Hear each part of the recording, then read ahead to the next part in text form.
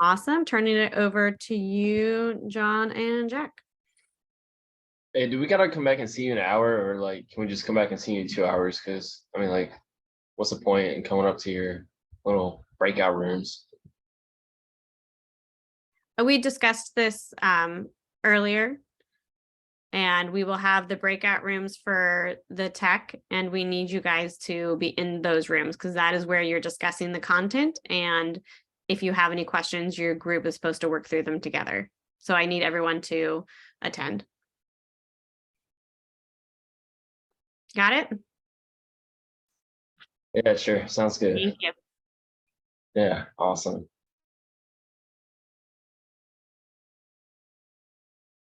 Good morning, sales folks. Good morning. Good morning, Jack. Let everybody matriculate out into their breakout rooms. The positive mental attitude.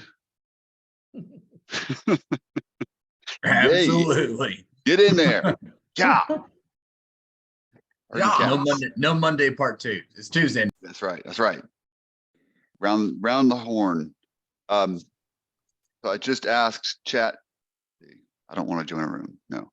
I just asked Chat GPT, tell me a cybersecurity sales joke. It said, why was the computer cold? Because it left its windows open. Very good. Very good. The whole AI humor thing, testing it out. Cool. So let's see. Where did we leave off yesterday? We did 30-second commercials. You guys got the sales, planning document in hand. Colton, what's up? Did you get the premium Chat GPT? I have not paid for premium yet. I think it's like $42 a month. When it starts to not work as well, like if I have problems, but like every day I've tried to log in the last like 5 days, it's got me right in. Returns are pretty quick. So that's all the premium really offers is it will always be available, basically front of the line privileges. And then you get, premium access as far as speed of returns. But like I'm noticing pretty negligible delay or unavailability right now. So, but if you could build a viable business case around this, where you're using it, the $40 a month makes all the sense in the world. Yeah, I've tried to get on there the past like week, and it just keeps telling me that it's like down or whatever. Oh, really? Weird. Yeah. Yes. I tried to talk a minute ago and I was on mute, so that for whoever's keeping track. That's like 17, 21, 13. 21. You can just not tell us that and then move, Well, I'm an honest man. I want to keep it real in case anyone's betting money. But Colton, I'll say this, as the old dog in the group, I've only seen 3 things amazingly different or big changes in technology my whole life. And the first was the PC and the Apple that came out, late 70s, early 80s. And if you bought one then, like I did, you didn't really know what you were going to do with it. Mm-hmm. Just you just want to get one and like everyone else, try to figure it out. And then shortly, things started to happen. People were doing apps and Lotus and all this stuff started to happen. But even me, who was not really, I didn't really know what I was doing. I knew a lot more than most people and helped me get a foothold in the technology business just because I was ahead of the others, like a second grade teacher, basically. And then the second thing was when the internet came out. And of course, we all jumped on that. That was easy. This is the third thing. I mean, artificial intelligence, I think, is the third thing. When you've got the power of 10 chess champions or 1,000 chess champions processing whatever question you asked and using all the information that Google has to give you an answer, it's amazing. So I would suggest to all of you that are interested in the computer business and being involved, $42 a month, even if you do it for 3 months, this is the most important 3 months ever, is figuring out how all this stuff works. And so when you're doing your interviews with people, you can make this one of your questions. What are you guys doing with Chat GPT, or where do you see that impacting your business? And if they don't have a good answer and they turn it around on you and ask you what you know, they might hire you just for that. Come show us how to do this stuff. So I'm all over it. I've got Jasper, which is one of the things. I went ahead and bought that. So I'm using Jasper. And I'm thinking about doing the chat also. Yeah, couldn't agree more. And your value as a salesperson, you know, part of that's being curious, right? You're to your employer, to your prospects. If you're not curious, you're not very valuable, right? You want to learn about your prospects' problems, what they've got going on in their company, what happened in the past, what are they trying to do in the future. You know, you have to be curious for all that stuff. And so ChatGPT is the ultimate curiosity tool. You can just keep playing with it. I try to make it a habit of keeping a ChatGPT tab open. You know, whenever I log in, that's one of my first things I fire up. Especially like you said, Colton, if there's a queue to get access to it, go ahead and get in line, right? Just get that tab open. You're waiting. And I'm sure, I don't know, you know, can't verify this, but internally, I bet they have some ranking. So if you're one of the earlier sign up people and you're kind of signed up in the queue waiting, they're going to prioritize your access over, you know, someone that just signed up today. So even if you don't pay, which I don't think you need to, unless it's like not working for you at all. So I asked, what did I just ask it? I said, how can a transitioning veteran use ChatGPT to aid in their transition into tech sales? And I'll post the answer in the chat. I have a question about the elevator speech. So, and then I'll go back to lurking in the background. But is there anything that you have heard from someone, whether you're in line at a coffee shop or that has just been so off-putting that you have immediately thought, like, I don't want to talk to this person? All the time. All the time. I mean, the first off-putting thing is they look at you with like this, you know, so they're not even smiling at you. So you never know if this is someone you can help. So that's the number one mistake. The number two is if I say, so what are you into? And they just start yapping. I went to Clemson, but I grew up in Mars Hill. My father was a professor there. And one day, you know, I drove all the way to California and back, blah, you know, just this whole spew of thoughts. And what it should be is a very short thing that tells me this is what I have that maybe you can help me with, or maybe I can help you. You know, I'm a finance student in the MBA department. I'm looking for people I can intern with this summer to help them crunch their numbers. You wouldn't know anyone, would you? That is a speech. That's an elevator speech. Yeah, Britta, people that are talking about themselves, talking too much, or if the person's like, if I meet you in a coffee shop and I say, hey, I'm waiting for my coffee, then I got a meeting I got to jet up to in 5 minutes, and you try and talk to me for 5 minutes or more, it's like, come on, man. Like, I might have been interested in what you had to say before, but now I'm just thinking about my meeting and how late I am to it. So, you know, talk about yourself, talk too much, take too much time. Yeah, mostly taking too much time, talking too much, not getting to the point. I want to know what you're into so I can figure out whether or not you can help me or whether I can help you. And Simple generally as that. trying to sell someone something. Like if I met somebody and they're like, yeah, I own a bank. And you're like, hey, I could sell you internet service. Who do you guys have? Just like, now you're in that like pushy salesperson position. And that's not what we're trying to, the elevator pitch isn't to sell someone something, right? It's to establish a foothold in their brain so they think of you and what you do, right? And Jack, so cybersecurity, boom. What about in your experience? What have you heard when people try to tell you what they do?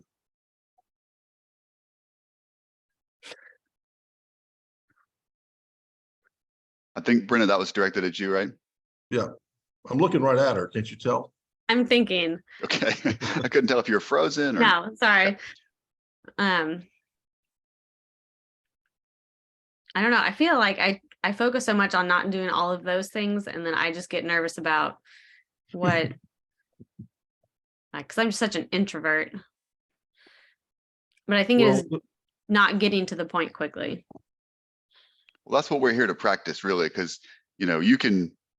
My favorite, if you use radios in the military, you have something called push to talk. So your radio's off, basically. It's only in here only until you push to talk, and then you're live. So it's push to talk, not push to think, right? So you better know what you're going to say when you push that talk button, and then say it, and then let go. You don't want to push the talk and then kind of. So that's what we're here to do. Is really rehearse what you're going to say when it's time to push the talk button. So it's not I'm pushing to think, and they're just like, what's this person's deal? They Yeah. don't seem to have their thoughts in order before they, so. Yeah. If I put myself in their shoes, if someone starts talking to me and it's unclear after a couple of seconds about what it is they're trying to say, it's like, I gotta go back upstairs, gotta talk to a guy about a horse or something. Yeah. So- I think also when people tell me they jump in and somehow start telling me that I'm wrong about whatever, it turns into an argument when it was just supposed to be a friendly get to know you conversation. Yeah. Yeah, part- there was a for anyone that's done any work in the human intelligence space, there's kind of an adage that's like, whatever the person you're talking to is all about, you are too, right?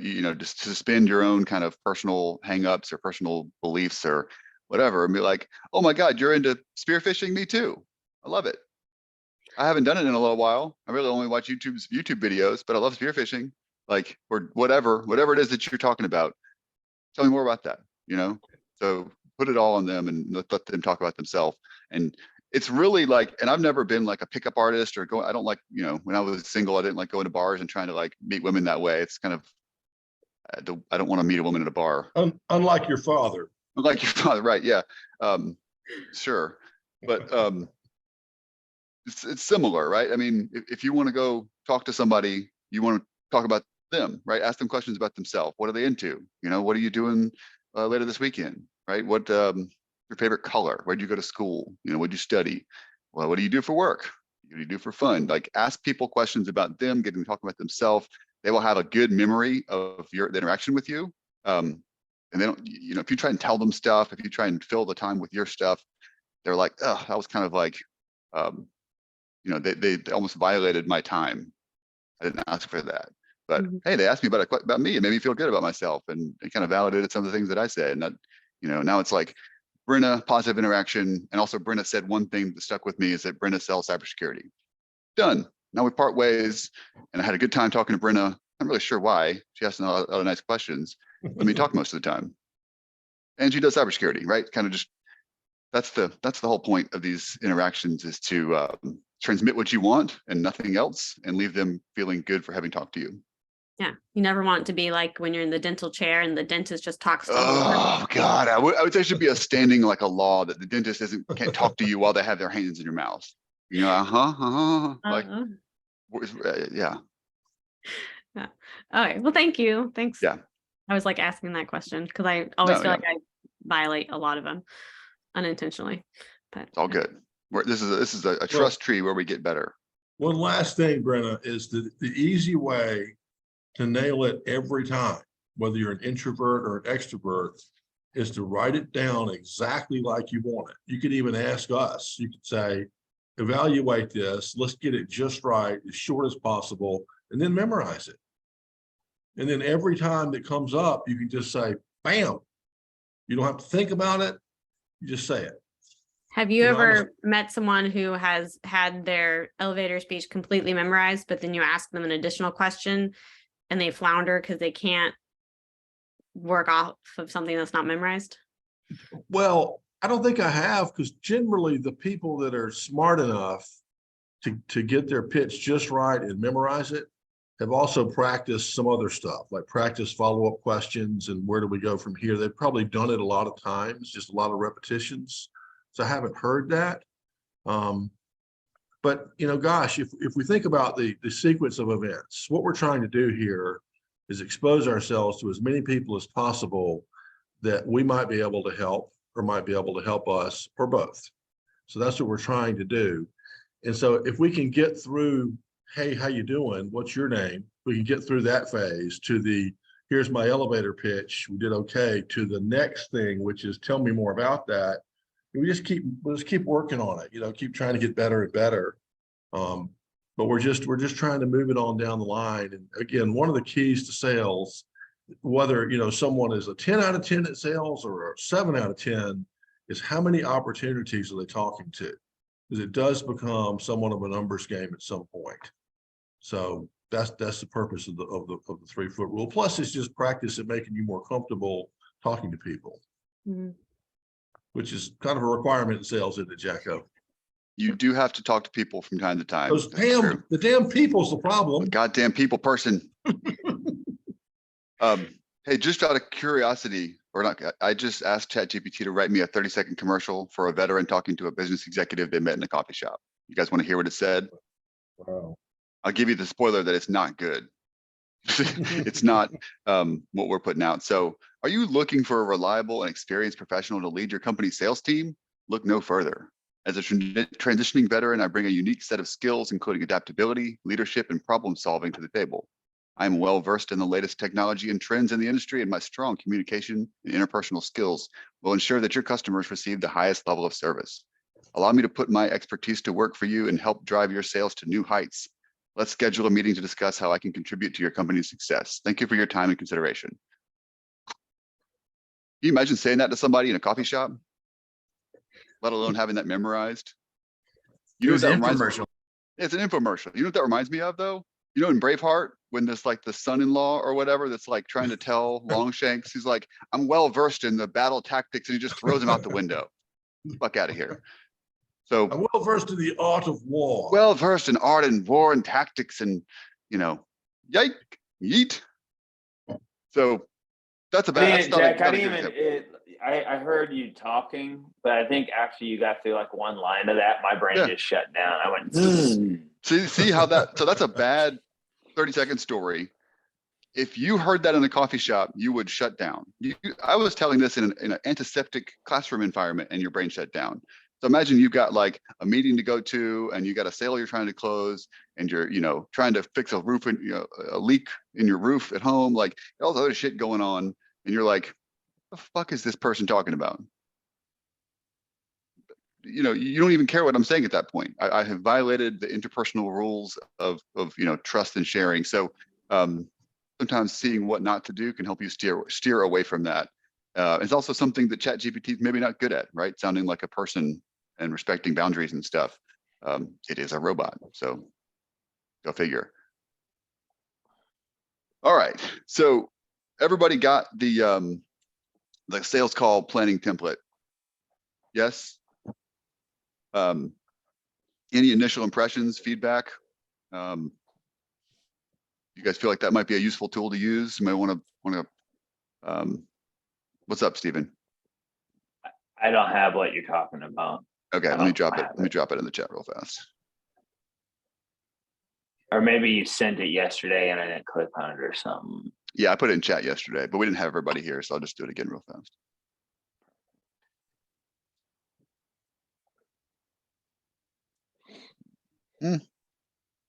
I mean, And I like it and personally. I wanted to say this again too of yesterday of like and I know we're like you're beating us with the baseball bat on, you know, be brief, be brilliant, be gone, only click when you have something important to say, you know, all that stuff. But then there's also there's got to be some sort of hook or something to drive interest. It's hard. Like, you know, What you're talking what about I mean? is you know, in like dating and sales, it's hard, right? That initial icebreaker is difficult. I think that's the easiest way to kind of like put it in your brain, is that like there's this kind of brief moment of being uncomfortable, right? You got to walk up to the person and say hi and say something. How are you? You come here often? I mean, those are just like generic, you know, cliche pickup lines essentially, but you know, they work, right? Or you could say, man, I love that watch. Or what kind of drink is that you got? You know, I've never seen a coffee drink like that. That's something fancy. You know, it doesn't have to be earth shattering. It doesn't have to be profound. It can just be an observational thing. Just like, man, I really like that jacket you're wearing. Where'd you get that? Who makes that? You know, it doesn't have to be something that's like, you know, are you looking for the next great salesperson in your organization? Like, it doesn't need to be even like informational. It can just You be. talking about icebreakers? Yeah, the first thing you say to somebody in a 30-second commercial environment, right? Pitch on the elevator. If it's just you and a dude on the elevator and he's looking at his phone, Yeah. what can you say that's not awkward? The reality is it's You could awkward. say, I mean, you Want to be.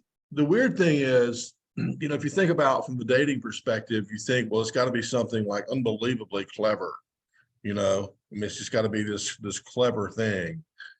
And same with, you know, in the Starbucks line with the businessman or whatever. it almost needs to be remarkably unclever. I mean, literally, I've said this a million times, not a million, but many times in a coffee shop. I'm like, what's the best coffee here? Or what kind of coffee do you like? What's your kind, what kind of coffee do you like here? It's just a dumb, stupid, and all I'm really, they know what I'm really saying is hello. I'm just saying hello. What kind of coffee do you like here? What kind of coffee do you like here, Brandon? What's your favorite? How long have you been coming here? Or in the elevator? I said, man, this is the fastest elevator I think I've ever been on. Or, you know, we're lucky we don't have 19 people in here slowing us down. This is great. You know, just something stupid that just gets them to say, yeah, it is fast. Or, you know, I like the macchiato, or this is my first time here, or my normal place is closed. I mean, anything. And now you're talking, so really, what's your name? Literally, go right to what's your name? Frank Boozman. Well, I'm John Sterling. How are you? What do you do, Frank? Really? Cool. Well, what I do is boom, you know, maybe we can help each other. Never know. And then you go for, if there's something there, you go for the tie down. So you want to practice some icebreakers, Jack? Yeah, I Cool. think that's a, you know, if people want to just popcorn icebreaker ideas, it doesn't have to be a dialogue, but just like, what are some ways you can just start talking to somebody? I found an article on the practicing the 3-foot rule for sales. We talked about the 3-foot rule in the past, but it's a habit that you get in as you're out and about in the world. And this is something that I was, I guess, diametrically opposed to, right? Coming out of the SEAL teams, you do not start conversations with people. I actually would just walk around with headphones on so people wouldn't start talking to me, or I could Yeah. ignore them when they did.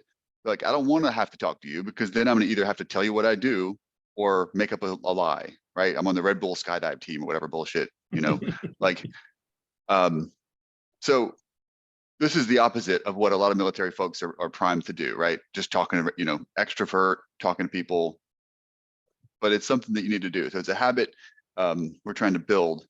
Read this article, short, you know, Sales for Dummies, what the 3-foot rule is, how to practice it. And it's more or less what we're saying. They kind of get into actually trying to work in what it is that what you're doing. So, you know, if you sell a salve that gets gum off kids' shoes, but hey, you know, you ever had to get gum off your kid's shoes or your shoes or something like that?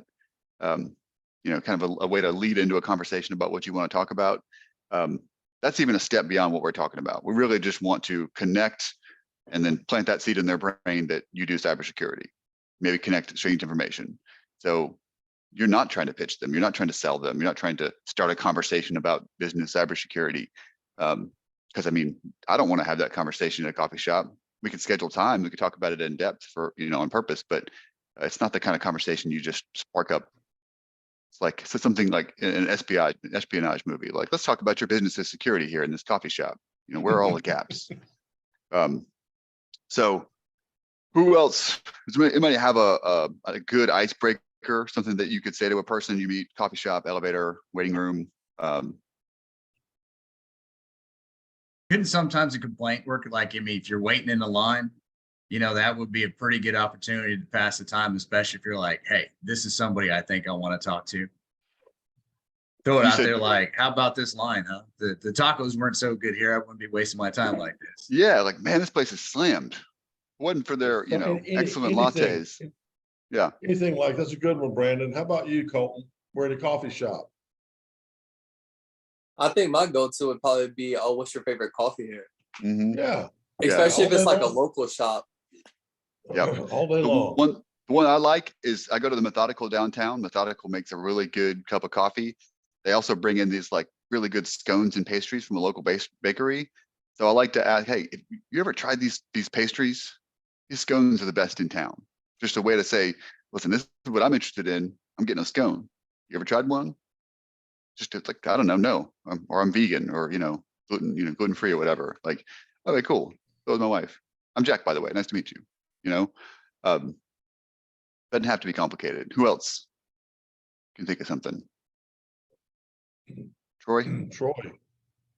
Yeah, I'd probably go more towards the route of if they're, if they're wearing like a piece of clothing that I have, or like if they're wearing some sort of sports shirt, or if they're wearing a watch that I think is really cool. I've actually done that before, not in a coffee shop, but just in a restaurant. A guy was wearing a watch that I thought was really interesting. So Yeah. just struck up conversations based off of that.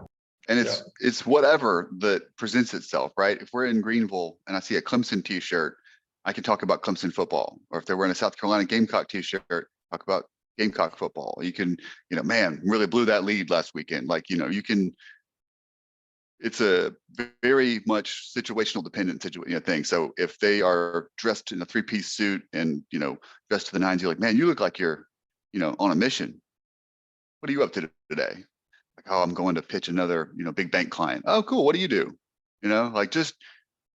It's kind of, again, it goes back to equal business stature. Like, you're on the same plane as anybody else that you're talking to.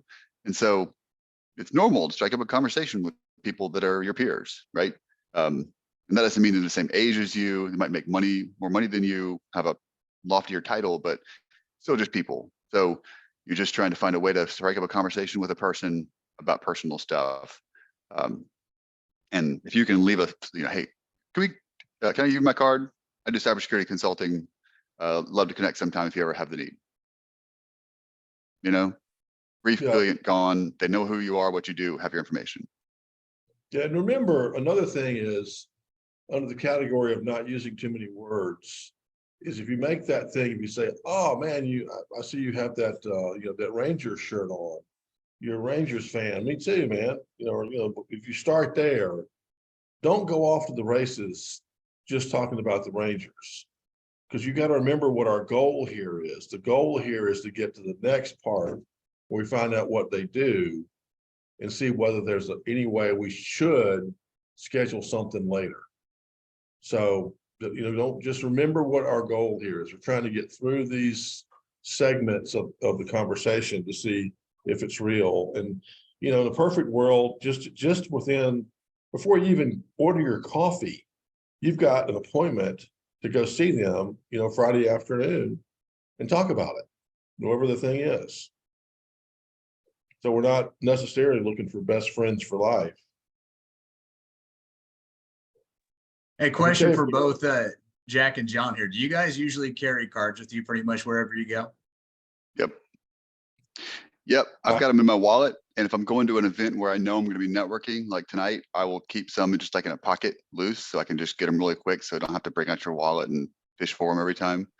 Some people have like a card holder. So you just have cards in a little holder you can whip out. Some people do like a digital card instead of paper cards. You can have like a QR code on your phone. People can just scan and take your information that way. But yeah. I think it's a good idea to have them, Brandon. I don't. I think it's because I'm just lazy. So when I meet somebody, I'm like, hey, I have a card. Why don't we just put it in our phones right now? And kind of forces me to go digital. But it's not because I think that's necessarily the best path. It's just I'm just been lazy. Lazy on the cards, not lazy on everything. Okay. I mean, in my last position, I had cards when I was, networking with folks in the industry. And I'm just thinking, I've really never given one to a complete stranger. But in this case, if you're trying to build that network up, especially if you're like, okay, this was brief, but here, take my card. Yeah. Yeah. Yeah, especially if you're trying to leave them with them, like, here's the idea you want to leave behind, right? Here's what I do. Here's why you would call me, right? Here's how you do it. So you can kind of fill in the gaps there. What you do, why someone will call you, how to connect with you. Those are all situation dependent, right? You might have a job selling, data circuits, right? Internet services. This is why you would call me. If you're moving or need a new service, this is how you call me. Here's my number, email, whatever. Did we get an icebreaker from Steven? Steven, break the ice. Yep. Please. Oh, hey, man, I like that sport coat. Where'd you get that? I got it at Nice. Joseph Banks, man. I appreciate that. That's Nice. awesome. Yeah. You got it for Good. Christmas. It's snazzy. Yeah, that's a pretty good store. They have them everywhere, and I'm able to get in and out of there. So, what brings you to this area? Oh, I work up on the 10th floor, Bank of Oh, America. awesome! I'm on the 6th floor. Okay, Oh, great. cool. Yeah, Steven, good to meet you. Likewise, I'm Jack. Yeah. So, what can I ask you? What business you're in? Yeah, we do. We're commercial bankers. We do business bank, lending, that type of stuff. Yeah, well, that's a great business. Got to get those loans out to keep the globe moving. So we appreciate your service. So yeah, I'm transitioning out of the military. I'm looking to go into cyber sales. I've spent a lot of time supporting people in the military, revamping IT and cyber, and now I'm looking to transition in that. Do you know anybody in your network maybe I could talk to? I'd be happy to return the same favor. Yeah, it's not really my lane, but I'm happy to take your information and pass it along to our IT leadership. That was the Awesome, full all right. Monty, Steven. Yeah, man, you just went for it. Great. That was good. Only thing was you kind of ad-libbed about the thank you for your service for a business banker, making the globe go around. That seemed a little bit off the cuff, a little bit odd, but it was ad-libbed. So Yeah. Well, the good news is he got through the eye of the needle. yeah, He made yeah, it he all kept the way going. through the icebreaker to the other side. And, Yep. and we're all gonna, it's never gonna be exactly perfect. He made it through. But you could do it easier with less ad lib Yep. if you got those words just right.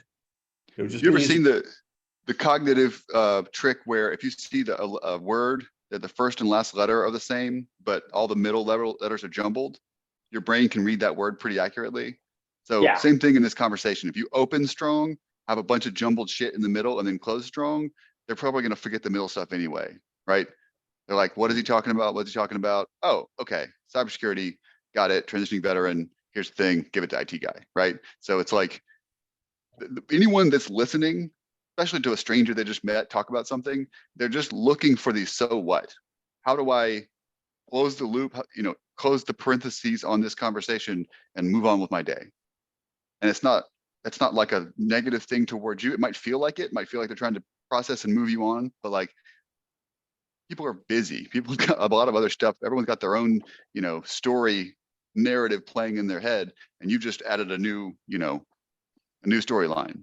I think there's maybe as I was listening to myself, or we go back and we looked at it, I think there's one line there, just one single line, cut that, and that would be the thing about efficient. Saying something like, I used to do that, no one cares. Well, the whole phrase from, I'm paraphrasing, I did a bunch of IT revamping stuff in the military, and also thank you for your service for business banking and making the globe go around. All that's kind of just that's push to think stuff, right? And that's why we're trying to really dial in this thing, so it just happens automatically. And the way to get good at this is to actually go and do it, and have some embarrassing failures, have some times that people look at you like, what the fuck is this guy talking about? And you learn and you hone and you just keep doing it till it's not even a thing you think about. It's just a habit you have out in public. But yeah, that's where that 50 cups of coffee article really comes to play, right? It's your goal is to go through the motion of having all those cups of coffee, right? Going to have cups of coffee, you're going to meet people in the coffee shop. You're going to meet, it's going to boost networking efforts. It's that's your job until you guys find a job, really. Even after that, is to do the 50 cups of coffee and just practice and develop some calluses that, this is an uncomfortable profession. You're talking to strangers about touchy subjects, often unsolicited, and it's going to be uncomfortable. You have to be comfortable being uncomfortable to be a good salesperson.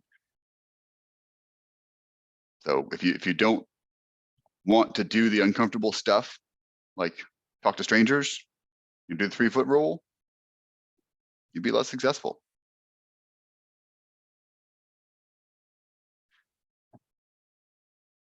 So let's take a second.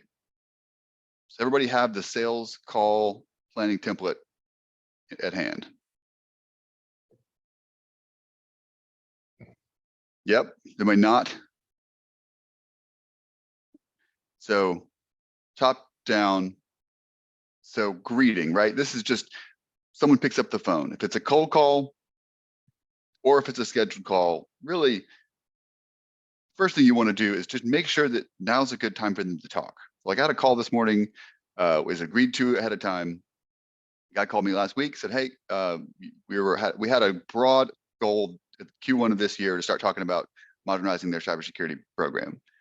I said, you just let me know when. They called me last week and said, hey, we've identified a vulnerability. We need some help figuring out how to solve it. Okay, great. I asked a couple questions and then set a call for this morning. When I set up the Zoom call, I was sitting there waiting and he logged in and said, hey, Travis, good to talk to you, man. Before we get started, is now still a good time for you to do this? Or do you have some other fire you have to go put out? He's like, no, this is perfect. But I said 60 minutes, I can only do 30. Okay, great. Amend the, upfront contract, 30 minutes. Good, we'll get you out of here in 25. So if it's an unexpected call, if you were calling someone that wasn't expecting it, did I catch you at a bad time? Or did I catch you in the middle of something, right? You're just getting their permission to have a conversation beyond 5 seconds. Because whether it's scheduled or not, if you call them and they're in the middle of something, even if they agree to stay on the phone, they're not going to be giving you their full undivided attention. So like I had a couple months ago, same thing, prospecting, set a call, called the person at the time I said I was going to call them. And I said, hey, is now still a good time for us to talk? He goes, not really. We had some, like tornado or something ripped off a roof of one of our big warehouses. And we're really kind of up to our eyeballs talking to these insurance people. We've got 2 different insurance policies, one for the building, one for the stuff in the building. And it's just a nightmare. And it's like, okay, so it sounds like you want to reschedule the call. He's like, that would be great. Could we do that? And I was like, yeah, we'll push it out this time next week and we'll pick it up. Hopefully your roof's back on by then. He's like, thank you so much. Have a good day. And that's why you do that, because just again, put yourself in the prospect shoes. If someone calls you and you've got, your sink is overflowing in your house actively, and you're in the middle of trying to figure out how to turn the water off. And they're like, hey, Jack, this is Steven. I just wanted to call and talk to you about your cybersecurity. We had agreed to call at this time. And you're like, yes, Steven, I can't really talk right now. I got a literal flood in my kitchen. And you're like, well, just wanted to let you know we have the best policies in the business, and our price is the most competitive. I'm just like, I don't give a fuck. This might all be true, but I got a flood on my hands, literally pipes, water bursting. It's a problem. Like, you would resent that person. I wouldn't want to talk to Steven again if he did that to me. So not picking on you, Steven, I'm just using a name. So that's, does that make sense? Kind of why we do No, that? you need to listen to my stuff on cyber stuff. Come on, Jack. All you got to do, forget about if you just hear what I have to plot. say, you will buy 100%, and that's like what salespeople do. They're chasing a sale. They want to sell. And like, I'll let, Dad, you've got some stories from your early days selling, chasing those things to the end of the earth. Oh, Yeah. you're in the hospital. Well, who is your delegated person to sign the purchase order? I did some horrible things. Yeah, Horrible. yeah. But I mean, it's, you learn, right? We all make mistakes. It's not a judgmental thing. It's just, imagine that you were the prospect and treat the prospect the way you'd want to be treated. I mean, that's the easiest way to think about it. I like when people confirm with me that I still have a good time. Did I catch you in the middle of something?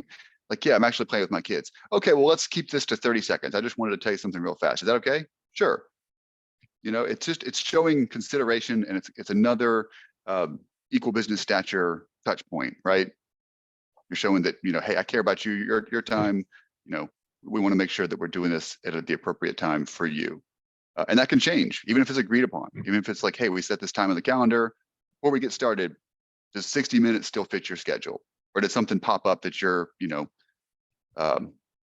thinking about while we're talking? Because if so, I'd like to reschedule at a time when you have more focus to, devote to this project. So any questions about that first part, the greeting and why we do it that way? I'm assuming that's a bunch of silence means no. So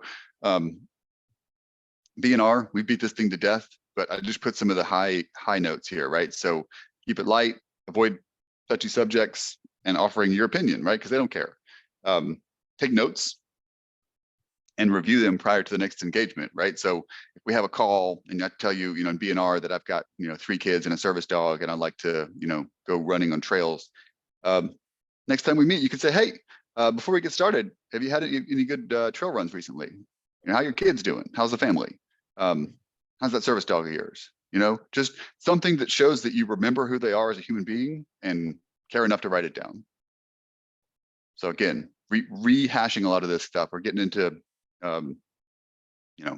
review stuff, and then keep it short, right? BNR shouldn't be even close to half of the time you've got. So if you've got 10 minutes, keep it to a minute or two. If you've got an hour, keep it to 5 or 10 minutes. I put down, roughly 5 to 10% of the total call time that they have agreed to. So upfront contract, again, review, confirm how much time they have. So even if they said, hey, now it's still a good time to talk. Yep. Are you good for 30 minutes? Yes. Okay, great. What's their agenda? Match your agenda. They want to add anything. Get permission to ask questions. And I was thinking about this last night. When I talk to people, I'm not listing the questions that I'm going to ask, because I found that if I list those questions, like, is it okay if I ask you questions about how much budget you have for cybersecurity? They might start wanting to answer that question right then. And that's not what we want. So instead of saying, here are the questions that I'm going to ask, you can say, is it okay if I ask you some challenging questions relevant to the topic at hand, right? Your business is cybersecurity. And they say yes. And then that kind of as an umbrella statement for you to kind of push back on anything that they throw out there. Challenging questions, right? I'm gonna give you some friction. I'm not gonna just, take notes and write everything down you say exactly. I'm gonna say, are you sure that that's all you got? There's no incidents recently or whatever. So avoid listing the questions that you want to ask, because they will start answering them. And then you have to kind of get things back on track. What's up, Colton? So yesterday I was just reading and doing some practice sales tests, I guess you could say. And one of the questions was, a sales rep is on a phone call with a prospect who likes to control the conversation. The constant interruptions make it hard for the rep to find out the prospect's pain points and pitch. What should the rep do? So if you don't ask them certain questions, like you were saying, that kind of helps minimize that situation, I would say. It's one of the ways. I mean, that's definitely an opportunity for the client to start deviating from the submarine that you want to take them through. So you're saying, hey, I want to get permission to ask these questions down the road, so you're not surprised. And they hear that as, I'm asking you questions now that you should answer. And they have stuff they want to talk about. And that's why, that's why you do all of this, is that you can control the process. They can feel like they have input because you asked them for their input, right? What is your agenda today? What were you hoping to accomplish with our time today? They say it. They're going to tell you the things they want to. Okay, great. That's exactly what I was hoping to do, or that's what I wanted to do, plus this one extra piece that you didn't list. Is that okay with you? Great. You're just getting their permission throughout the process. And it's inevitably they're going to try and spoil it, right? They're going to, let's cut to the chase. We've got some questions we want to ask you. We ask all vendors, how many employees do you have? Like, you can always reply with, happy to answer that question, but it sounds like that's really important to you. Can you tell me why that's a big deal for your company to know that about us? Just reframe it, ask them a counter question. Avoid just letting them start to dictate, because if you start asking you questions and you start answering, now they're leading, right? So think about it like dancing, right? You can only have one person leading, and if you have two people trying to lead, someone's going to eventually have to capitulate. And so we want to make our prospects think they're leading, but we're actually the ones doing the leading. Yeah. So I answered it, tell the prospect that to work well together, to try and follow the rep's call structure. I don't know if they didn't tell me if I was right or wrong. I mean, you can't just flat out tell the prospect, hey man, I'm leading this train. You got to just shut up and follow in line. Well, yeah, not like that, but yeah. What do you think, Dad? Do you have any? Well, I mean, it's a great. I'm glad you're looking around at other stuff, Colton. That's a great sign. There's plenty of great material out there. So good job on that.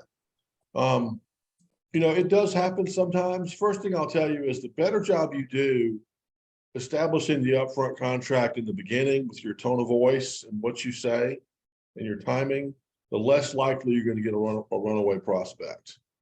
So if they hear in your voice that you're in charge and you're going to take them down this thing, you know, the less likely. If you come at it like, yeah, and I was hoping maybe we could talk about, you know, you're kind of soft about it. They might come over the top and say, listen, this is what I want to see. I need answers to this, and this. So you have to be politely in charge for one thing. But if they do start to get away from you, just like Jack said, you have to listen for a little while, right? The fish is running. You got to let them go a little while. The second you have, when they pause for a second, say, got it. I hear what you're saying. What I'd like to do, if you're okay with it, is just table that till the end. I'm going to table any open question till the end and see if we can get through our agenda first. And then at the end, we'll come back to that. And, you know, and so that's how I would phrase it. And, you know, really, if someone goes on and on about being a jerk about it, that's when you might release them back into the wild. Yeah. You know, you might say, gosh, you know, it sounds like we might not have a good fit here. You know, it sounds like the questions you're asking don't really match up with what we do. So why don't we just call it off? How would that sound to you? And see if that shuts them up, or maybe they go away. There's plenty of fish in the sea, Colton. Plenty. Most people are probably, if you give them that, you know, you address that, you listen, take notes on what they're asking, say that sounds really important. I made a note of it. Is it okay if we circle back to that at the end of the call? That it's a nice way to redirect it politely and professionally versus saying like, I don't want to talk about that, or just saying, yes, I'll start talking about that, and let you know, the customer is not always right in the buying process. They don't know what they're doing. So they've got this preconceived notion about the stuff they need to do. They've either seen someone else do it in the past, or they've watched Glenn Ross, or whatever's filling their flawed process to buy stuff. They don't know how to do it. So you're here to kind of guide them through it gently. So back to the template here, talking about redirecting the discovery questions. So I left these, gave you 5 blanks. So as you're planning for a call for somebody, you might write down, what are the 5 questions that I want to get answered for this call? That might not be 5, might be more or less than that, but you can use, whatever it is that you're selling to kind of drive these questions, right? So if you're selling internet service, for example, who's your current internet service provider? How long have you had them? What is your current contract status? When does the contract expire? Have you had any problems with that vendor? And when you've had problems, maybe you could give me an example and tell me about the impact of that problem on your business, right? That's all questions trying to figure out, are they a good prospect to sell internet service to? If they say, we've got X, Y, or Z, they're great, they're rock solid, we have no problems. All right, doesn't sound like there's really anything for us to keep talking about. There's something else you wanted to work on today, or can we close the file on this one? So anybody have any questions or thought about the discovery question piece of this? How you come up with the questions, like anything? Well, Jack, you as kind of a practice, you really don't do too many cold calls, right? Not to like strangers. So I do a lot of calls to referral people that have been referred to me. I also will ask for contact information from, members of my network. So I'll say, hey, I see that you're connected on LinkedIn with so-and-so. Would you be comfortable making an introduction? And they say, sure, we're not. So they make the introduction, then I call the person. So it's not really a cold call per se. Like, I'm not going to just go through the phone book and dial people, at random, or to call people out of the blue that I've never talked to or have no introduction to. But that's just my business. That's how I run it. Some companies are going to have like, you'll get a list of people that are like qualified leads. Maybe they signed up for information on the website, or they attended a conference or a webinar or something like that, or they bought a product from your company in the past. And then here's your list, right? These are people that you can call. So you're cold calling them because it wasn't planned. They didn't raise their hand and say, hey, call me necessarily. But they did say they expressed some sort of interest in the past for what you're selling. So, even when I have a warm referral, right? Hey, this is a company, they're looking for internet service. I'm still going to do the same process. I'm going to have discovery questions, because what I find a lot of times when you get those warm leads, warm referrals, they're like chomping at the bit, ready to go. And my job is to actually slow things down a little bit and say, listen, I hear you want more internet, your internet to work better. Is it okay if we take some time to kind of peel the onion back a little bit go back some layers and figure out what's actually going on. You know, what caused you to go out to the open market and shop for solutions, right? Something precipitated that. You weren't shopping, now you are. What happened, right? So you want to understand the context as much as possible, because if you don't, you're kind of just flying off half-cocked because they said so. So, you know, to me, that imbues a lot of trust. If you say, hey, sounds like you're ready to buy, totally understandable. This sounds like it's maybe an emergency, but I need to understand a little bit more about what's going on. You know, how long have you had that vendor? What have you tried? Pain test questions, right? Figure out what's there for real. And a lot of times you'd be like, listen, you're asking for something that doesn't exist. The problems you have aren't related to the internet. It's something unrelated. I think we can get you help elsewhere. Or, yep, you're cut and dry, slam dunk. You know, your company's using coax. You started to move to the cloud, so all of your cloud services require a higher degree of internet connectivity. You're a great candidate to move to fiber, and you're, based on your address, you're qualified for, you know, immediate install. So what happens next is I'll send you a quote for the speed you said you wanted. If it's okay with you, sign it, return it, and we'll get you an install date scheduled. So you're just trying to figure out if what they're saying is real or not, because they don't necessarily know, right? They just think they know what they want, and you have to help figure them out if that's valid or not, whether it's internet service or any other product or service in the tech world. Really anything, right? You could be selling, you know, tires for Toyota or something like that, or like it's, you know, product independent.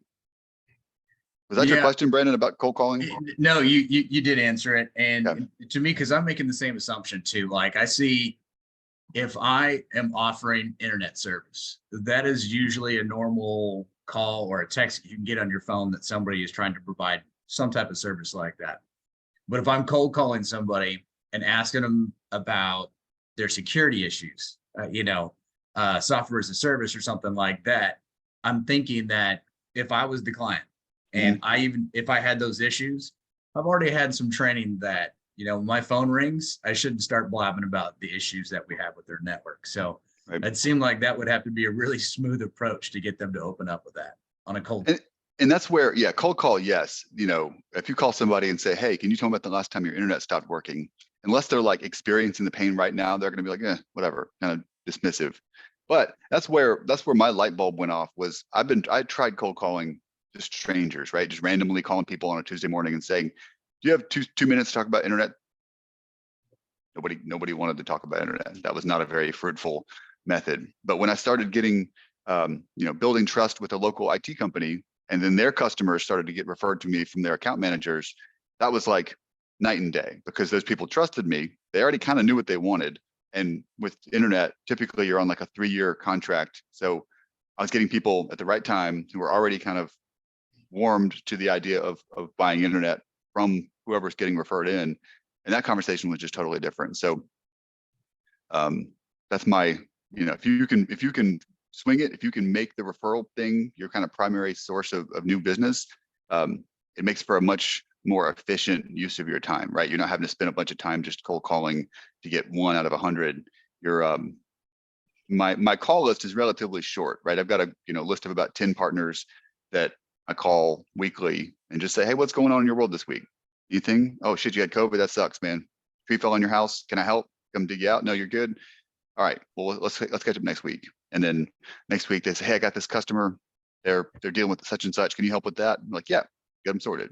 So I think about it as multipliers versus addition, right? So cold calling, you're adding 1. If I convince somebody to buy something from us in a cold call, they're +1, right? But if I get a guy that has 50 customers and I get him to trust me and send me any business that's relevant to me, that's a times 50, right? Potentially.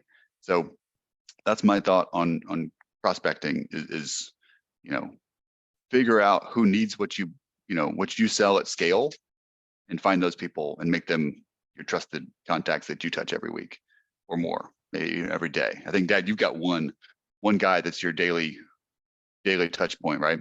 Yeah, I mean, I do it different. I go through a kind of a master agent. Yeah. And his business is doing all that stuff. But, it's whatever you end up doing, no matter what your lead sources are, you should also be prospecting on top of that and figure out the best way to do it for your business. And it will make you'll be on the leaderboard. You'll be on top of the leaderboard every year, making more money because you'll just have more people to talk to. Yep. However you do it, it's a numbers game. You know, touch points, calls, appointments set.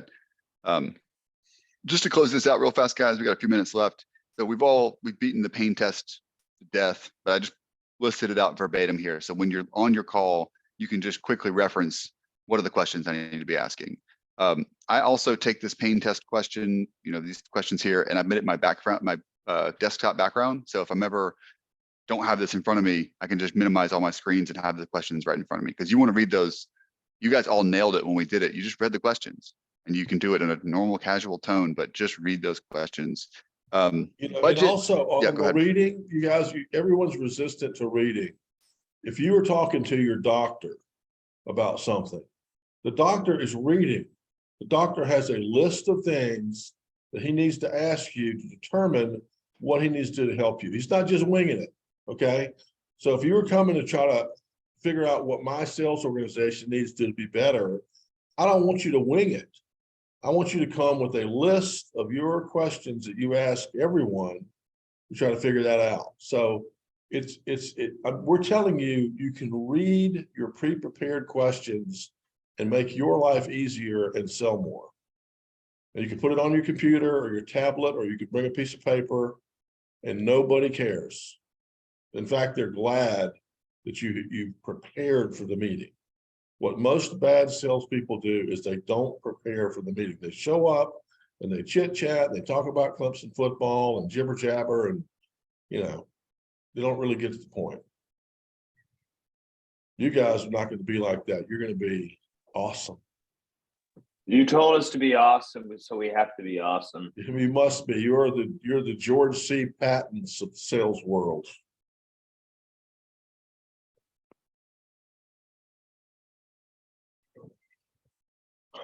I like it. It's an open book test. Yeah, it's an open book test. Absolutely. Absolutely. Now, there's going to come a time, you know, when you're going to ad lib a little bit. They'll ask something off script, but you know, at that time, you'll deal with that. But let's don't make the easy part hard. The easy part we can have written down.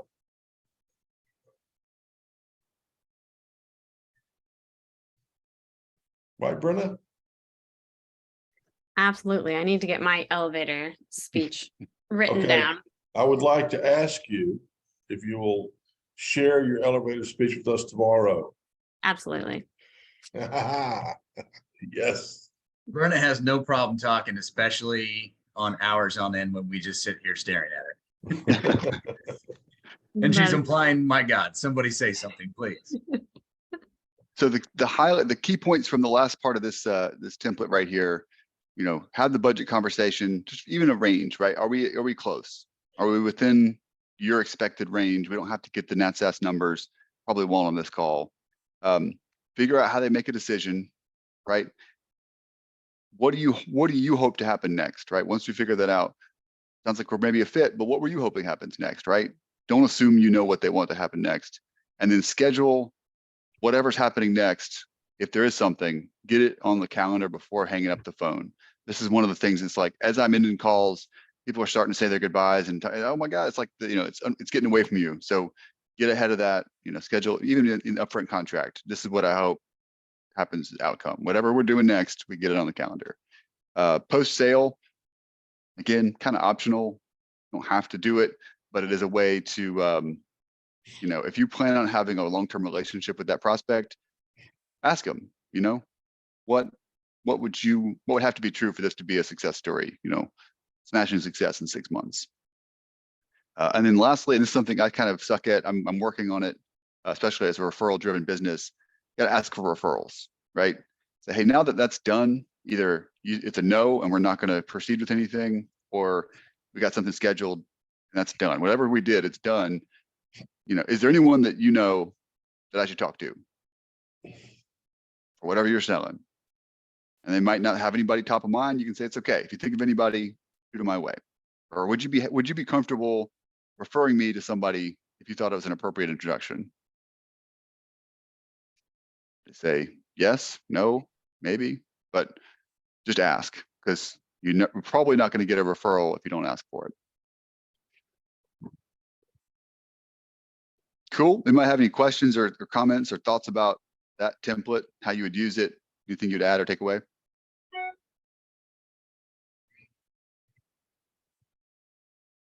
So just to reiterate, the intent of this template is to have in front of you as you're doing sales calls with notes.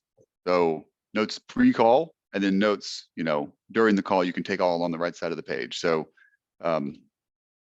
you could take this with you exactly the way it is. You could copy stuff down into your notebook like however you wanted, however you want. Having it mapped out is going to help you set up for success on your calls, whether they're cold calls or pre-planned. Cool. Padre, closing thoughts, or we handing it back to Brenna? Well, yeah, we'll do some practice tomorrow. Okay, we'll practice using that. I want to challenge the group. You guys start, thinking about the types of technology, types of services, types of sales that you want to get into now that we're getting a little bit, closer to the end of this whole program. We want to start making, realistic scenarios based on what you guys are gunning for, right? If you got a better idea from where you started to now of where you want to land, we can start making these, practice scenarios a little more, close to real life as opposed to kind of canned and in a vacuum. Make sense? Nodding heads. Fantastic. Okay, so that's your homework for tomorrow. Just kind of have a product or service type, even a company, if you wanted to get that close in detail, and we will emulate that tomorrow. Cool. Yeah. Thanks, guys. Have a good day. Same. Out. He talked. So Mary yesterday talked about how she has her daily planner. What do you guys do, just out of curiosity, to stay organized? Do you have a planner? Do you use your phone? What all do you guys do? I use my calendar. I write down all my appointments for the day, what I need to do, what time I need to do it. I have a calendar on my desk that I follow. Okay, so like the big desk ones that are like size of a newspaper when you open it, like that, those? About half that size. I have a planner. I plan my week out, and then it breaks it down by day where you can plan your day out, then talk about today's objectives and things that you got wrong, things that you got right, and other things that you can do to help better your week. That's awesome. So it's like a planner and kind of like a goals journal or reflection journal at the same time. Yes. That's really cool. What brand is it? Give me 1 second. I am a big fan of Tool, TUL. And so like they have like the normal, like, hey, this is what I'm doing this week, but they also have like folders. But the cool part about like Tool is like, okay, so I can take pieces of paper like in and out. And then you can also like get a hole punch. So you can take like presentations and then put it like back into your notebook because it's like the little spiral bound. So you can take stuff in and out. That is awesome. Did you get it at Home Depot? Because that's what. Yeah, or Amazon. Sometimes the stores don't have exactly what I want because I like colors. So you can find all the colors online. Yeah, there's the pink one. That one looks really nice. Tool planners, okay.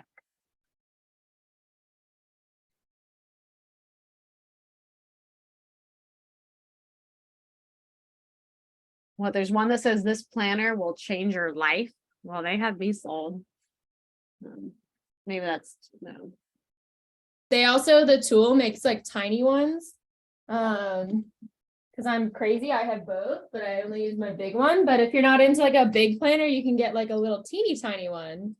But then like you can get like dividers and like you can get the like to-do lists. You can do all sorts of stuff with the Tool, but it is a cult. So It is.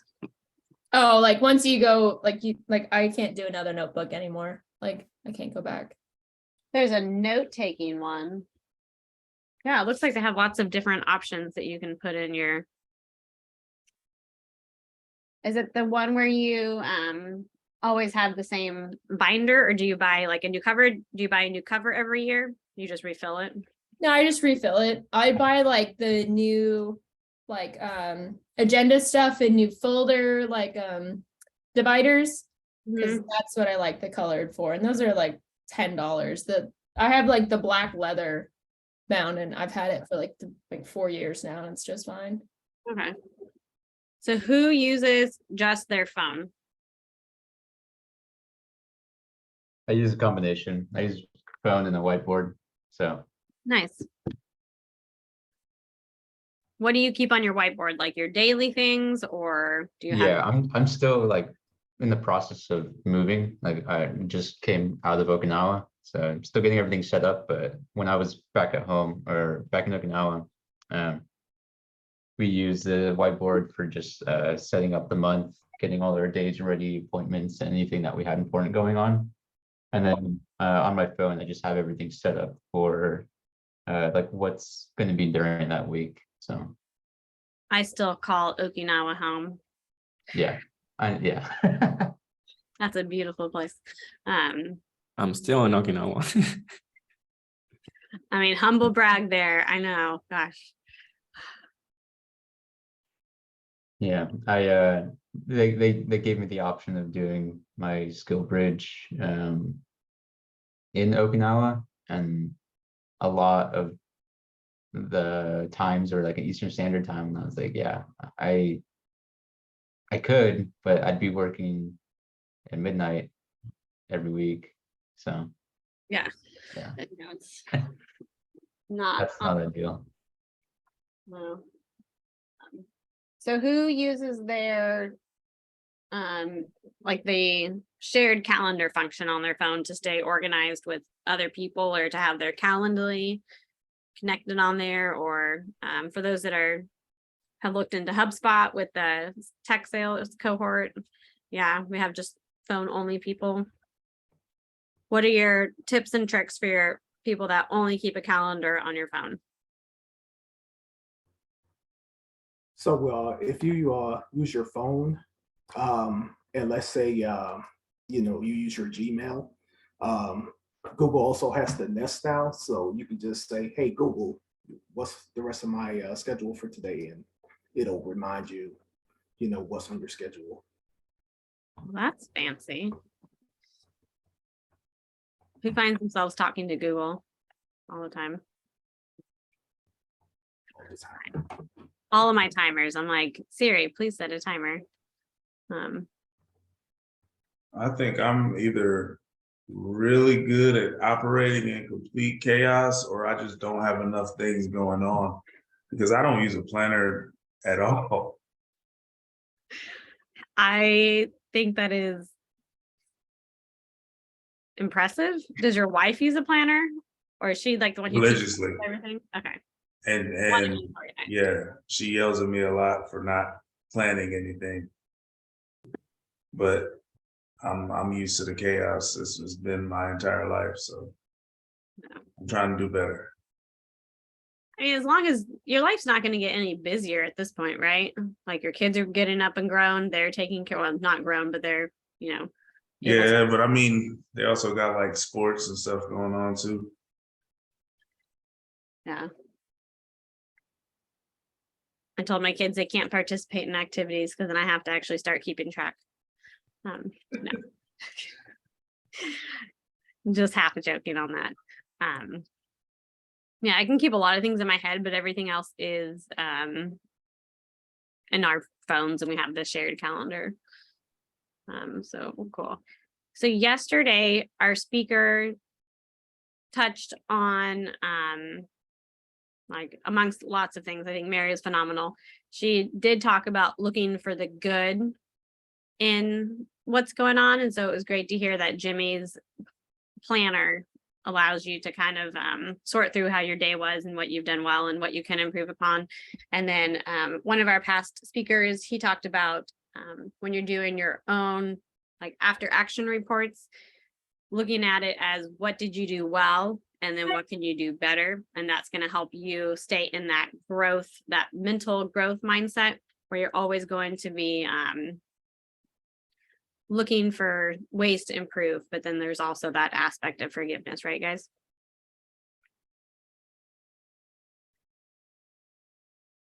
Cool. Okay. So today we're going to focus a little bit on how to focus our thinking and making sure that we're examining the connections between our thoughts and our reactions. Because a lot of times we might need to ask more questions to ensure that the thoughts that we're having are accurate. So when we're looking at how to balance our thinking, this is a skill that we really need to continually practice. I know we talked yesterday about how you can't just go to the gym like one day a week and then expect to be physically fit, right? Same thing as you can't, who has dogs or has had a dog in the past, right? Has anyone put their dog in some type of training? Taking them to a dog trainer? No. Okay, on Okinawa, there was this best dog trainer and he spoke no English, but he was just phenomenal. So we took our dog to him. And if you show up and your classes, I think it was like a 6-week course and it's once a week. If you show up once a week, you only practice that hour with the dog, with the trainer. And then you go home and you don't reinforce anything you learned. The dog's not going to understand, right? So part of training a dog is, most of training a dog is training the owner, right? If anybody has kids, a lot of training the dog is, or training the kid is also training the adults. For those who participate in sports, if you're a weightlifter, if you're lifting wrong every time, right? But then you started working with the trainer, and when you're working with the trainer, you lift correctly. But then when you're by yourself, those other sessions, when you're working out and you are training incorrectly, you're not going to get as much out of your lifts, right? So you need to be continuously practicing, and it's not just practicing, because just regular practice, it can help, but you have to have that perfect practice, that perfect form every time to make sure that you're actually getting those gains. I don't know, do we have any weightlifters? I obviously am not. Yeah, Troy's shaking his head. Kwanzi. Golf is a lot like that. You can swing all day, but if you're not doing it right, you're not going to get any better. Yeah. I'm not a And weightlifter. like form and technique. So if your form is off, or it's just like what Brandon said with golf is all technique. The way you swing, you really have to just concentrate on the whole mechanics of it to get it right, and you have to be able to do it repeatedly. It's the same thing with weightlifting. If you like on the bench press, if you do it incorrectly, you could really hurt yourself. So a lot of like shoulder injuries and stuff. It's all form. Has anyone been at the gym and seen someone lifting the wrong way and you just cringe because you know if you say anything, it's not going to matter? And that can go for anything. That can go for golf. That can go for when you're doing your job. That can go for like running form. Even like at the commissary, you see someone getting like the wrong, like, you're like, oh, do you really? I don't know. That cereal really sucks. Like, but that's cool. It's crazy. They do it and then they look at you and like they know that you don't like that they're doing it the wrong way. Yeah. I've worked with 2 personal trainers just because I need that motivation. And one of them was my size. So she's 5'1", but she's a triathlete who competes at the like Ironman national, like, or international level, like, so very highly skilled in triathlons. And we were out running, we were doing speed laps, and she saw somebody running where they were going to hurt themselves. And she's like, I know if I say something, they're not going to listen to me because they're going to see this like 5-foot lady, like 40-year-old lady who's just going to be like, oh, you know, you're wrong, running wrong. And so sometimes it's hard. You just have to figure out. It's kind of like the sales cohort, right? You guys, you have to make that connection first with somebody before you can make the sale. Sometimes you have to make that connection first with somebody before you can offer advice, and then they just get hurt. But anyways, we totally digress. So balance your thinking. So let's get back to that. We need to make sure that we're practicing like these resiliency techniques. Same thing with like LinkedIn. Make sure that you can't just post once every 3 months and then expect to reap the rewards of your networking. You need to be constantly engaged. You need to be practicing your craft. For those that are doing, learning a new tech skill, you need to make sure that you're practicing, right? You can't just learn how to, train for Security Plus and then hope that 4 years later, you're going to remember everything. So that's why a lot of times you will see that certificates require continuing education or some kind of involvement in the career field continuously, so that the people who are trusting you with those skills know that you're keeping them fresh. And resiliency and development is all kind of the same way. So we want to make sure that you're improving. So who knows what a cognitive trap is when it comes to our thinking? Go for it, Marlena. So like a cognitive bias is like something that you have a logical error in your thinking in your subconscious. One of the bigger ones that we see people do is a confirmation bias. So like you basically have that train of thought and you're like, well, I want to go research this, but you specifically look at that one frame, your perspective. So you're going to find the information you wanted because that's what you looked for. You didn't look like unbiased with other people's perceptions. Like some other ones are like bandwagoning. But it's just like all within your subconscious of how you think in that error or logical fallacies. Yeah. Has anyone ever tried, or like if was anyone here a vegetarian? I almost turned my mic off. No, nobody's vegetarian. Okay, well, so I used to be vegan, and now like I'm not totally vegetarian because I eat salmon and crab because they're delicious. But even when I was vegan, I still ate ice cream and butter because I'm not, otherwise I was just a mean person. I know my limits. So if I wanted to Google like why everyone should be vegetarian, I can totally find all the reasons why someone should be vegetarian. It'll hate on meat eaters and even hate on vegans, right? The same thing, like if you think that being a pescatarian is going to be the best thing for your body, you can find exactly what you need like to support your decision making. There's lots of triathletes that are vegetarians. There's some boxers, there's some football players, right? So you can find shining examples. And we see this a lot in politics, right? During election time, we all know that we can 100% like support our candidate based off of our own research, which is always going to be biased towards what we are thinking anyways. Right. Yeah, so definitely those traps that we get ourselves into, and making sure that we have a wide range of people in our network, right? It's nice to have coffee with someone like us sometimes when you want that, you want someone to agree with you, but it's also nice to have those conversations, those group of friends that are going to challenge your views. Who has those friends that don't think the same as you, but every time you get together, you have like the best conversations? Just me, Chris, and Colton. Okay, Marlena, Brandon.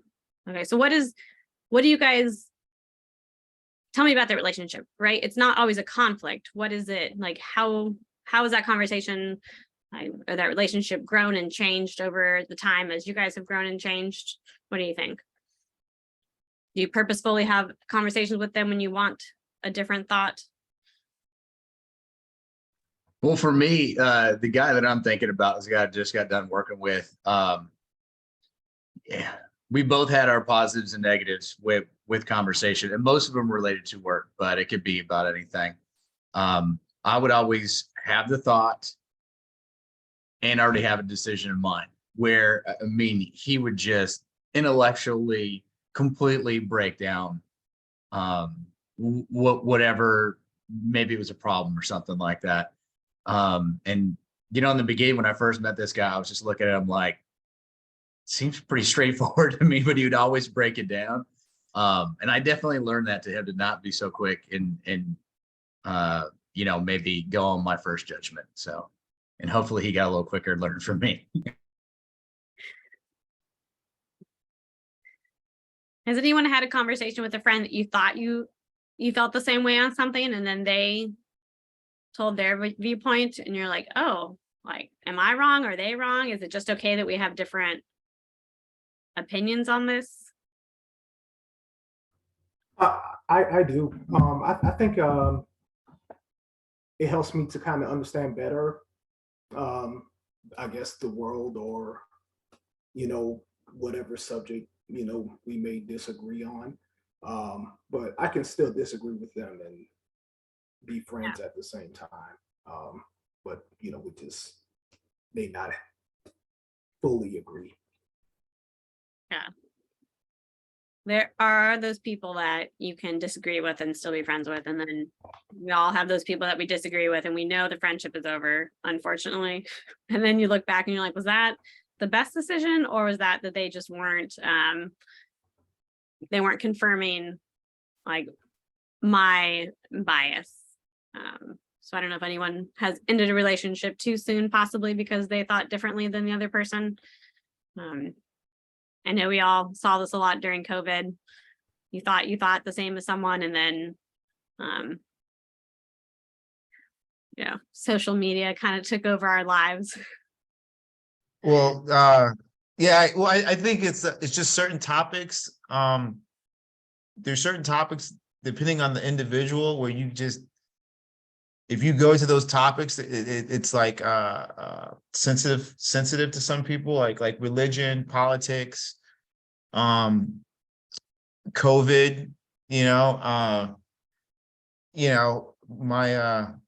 well, just being in the military, I think in the military alone, the type of people you encounter are just so vastly different. Everyone's from different walks of life, races, cultures, age. So and you can have that in like a small group, whether it's like your company, unit, squad, whatever. You can meet someone, there's usually no, I'm not going to say something like that, but you usually have like the big city kid or individual, and then you might have the person from like rural, like area who's never really encountered it. They're influenced by the small town person, the large town person. And then you might even have someone that grew up overseas or from another country altogether. So you get a nice mix of people. So everyone's attitudes, well, not attitudes, everyone's like thoughts and opinions are going to be pretty diverse, I think. But yeah, when it comes to COVID, I think, well, I gotta watch what I say. I don't want to say it. I'm not gonna say. I just no. Me and my cousin had different like views on it, right? Like basically, I didn't really.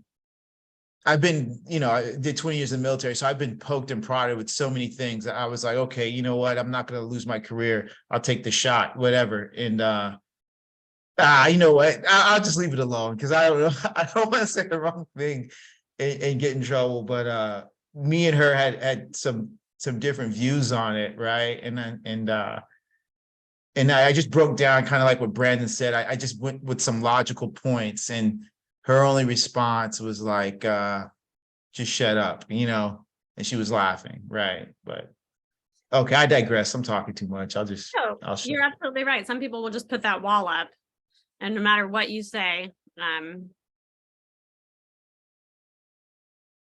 it's like you're like, even though I disagreed, I didn't mean to cut you off. Even though I disagreed with her, I still we're still on good terms. I respected her. It wasn't a serious, like, I've seen people, like, families get split apart over COVID and politics and stuff like that. It was just it was a healthy debate, but a disagreement all the same. Yeah, I come from a family of lawyers and that type of professional arguers and debaters.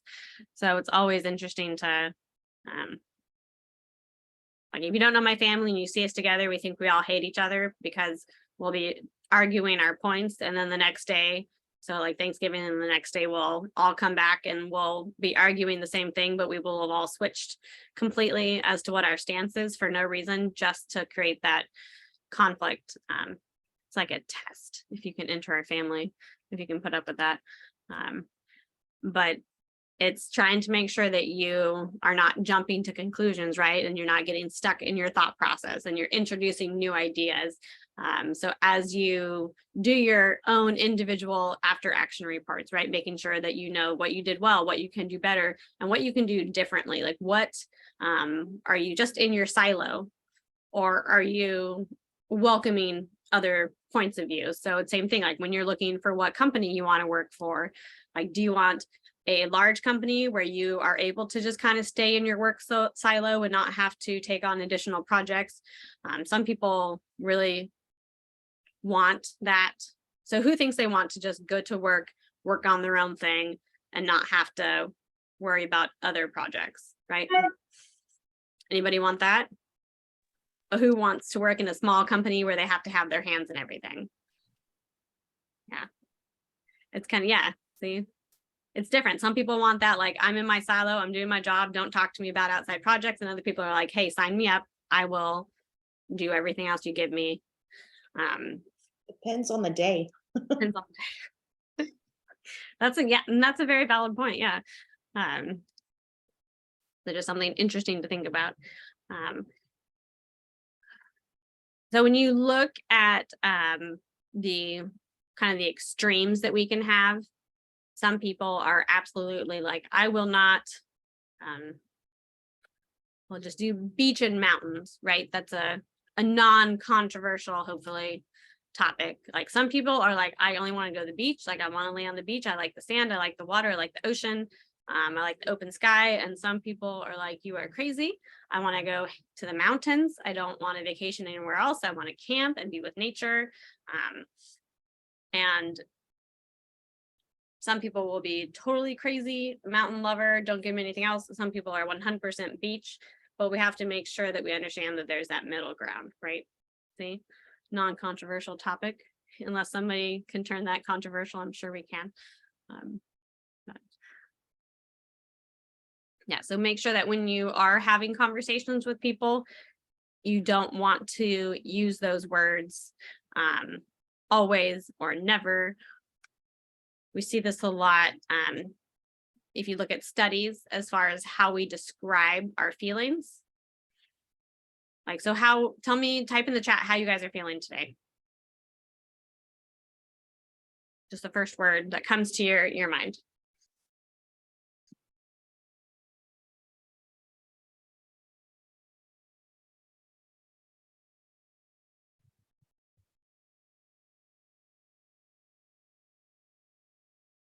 Okay, so we have so good, Matt, tired, busy, tired, great, good, tired, overwhelmed. When you look at how people describe their feelings, it's usually going to be like good or great or happy or sad or tired. Kind of that, if you're happy and you know it, clap your hands song. We seem to, thanks guys, we seem to stick to those words that we were taught early on.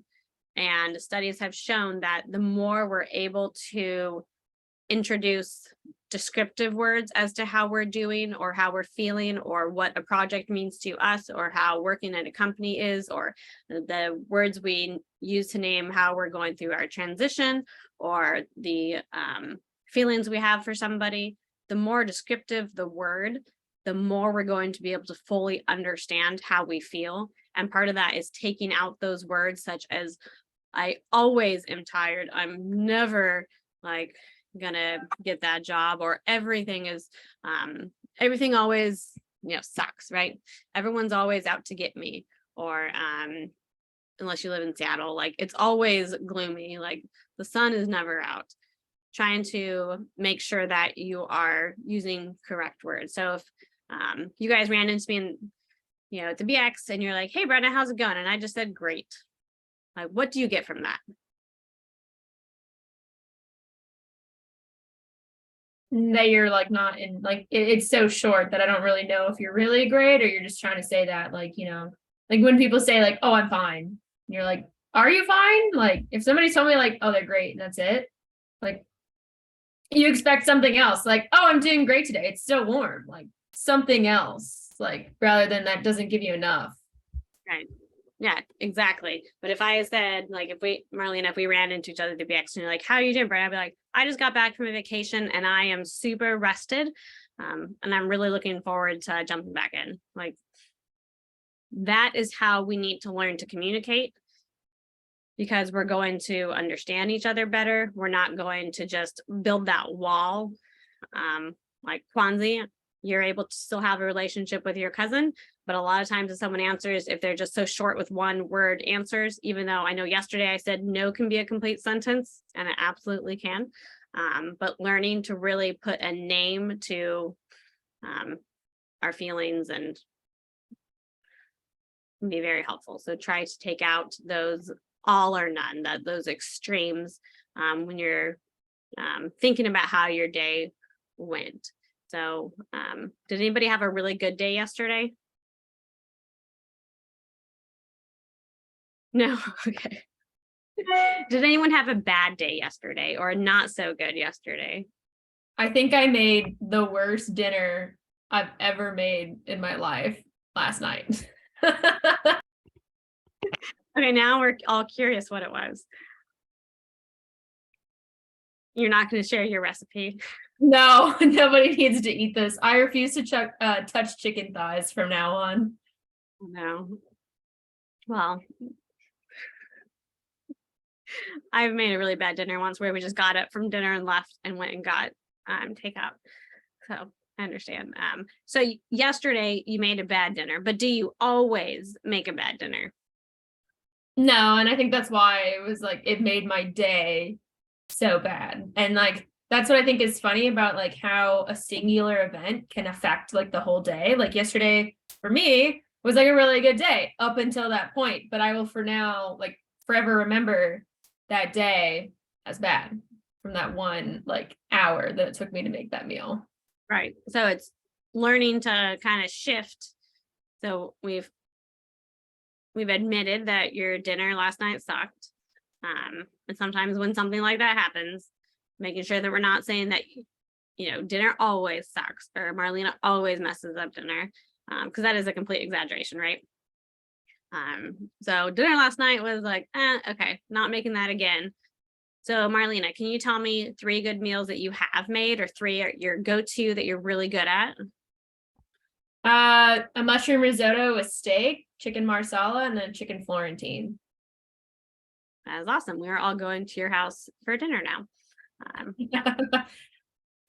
mean, and that's why I think it's like I love cooking. And I was like, oh, I'll just like try because my husband does chicken thighs, and that's why I was like, oh, I'll just try this recipe and like throw some stuff together, and it was like awful. Yeah.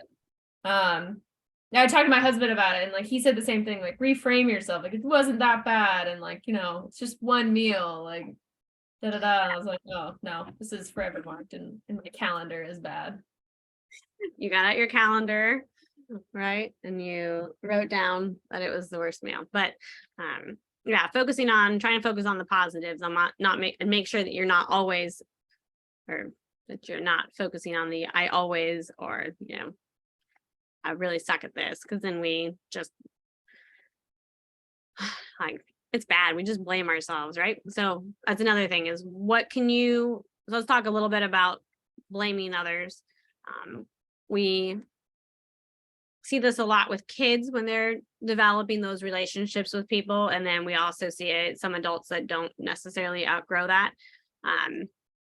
But what happens if like something breaks in the house, if you guys have kids, how often do your kids own it? And how often do your kids blame others? Right. Like if a lamp breaks, it's like, oh, like, I'm sorry, I threw the ball in the house. I shouldn't have done that. Like, and then you move on, right? It's taking that ownership of what happened instead of saying like, oh, well, I mean, I was throwing the ball with Jose and he didn't catch it. So that's why the lamp broke, or the vase, or whatever the story started out with breaking originally. Now 2 things have broken, Jose, we're in a lot of trouble.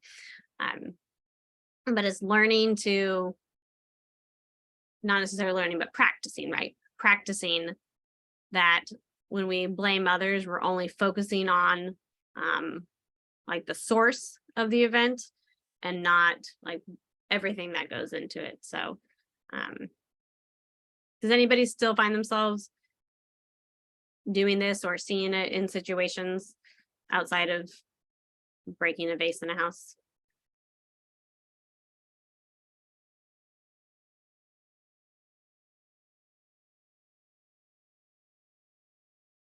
Do you guys have friends that constantly blame others for their failures? They focus only on the people as a cause of the event. So if someone oversleeps, they're like, oh, well, I mean, I only stayed up because my friend and I wanted to watch movies, right? It's like, no, you overslept because you didn't take responsibility for the fact that you needed to be awake. My kids do it a lot at baseball. They always Just get ready to say, blame the you just umpire. explained my team. Yeah, the umpire, the pitcher kept throwing me bad balls. The umpire kept calling them all balls and not strikes, or they kept calling them strikes when they were balls. I'm like, maybe you should hit the ball. And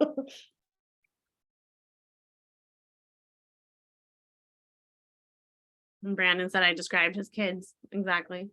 And it can also go with ignoring like the contribution of others. Who has seen like I mean, we've all seen it, but you're watching a sports game, sports ball, and somebody kicks the winning goal, right? Or it makes the winning pass or the winning basket. Like, it's not all that person that happened to get the last point, but sometimes we put so much focus on that one individual instead of all the teamwork that goes into that. Unless you're the Cowboys kicker.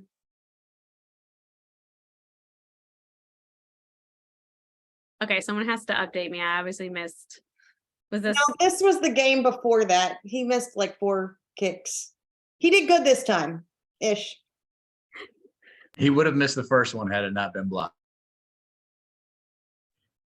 I guess either way, he was going to miss that first.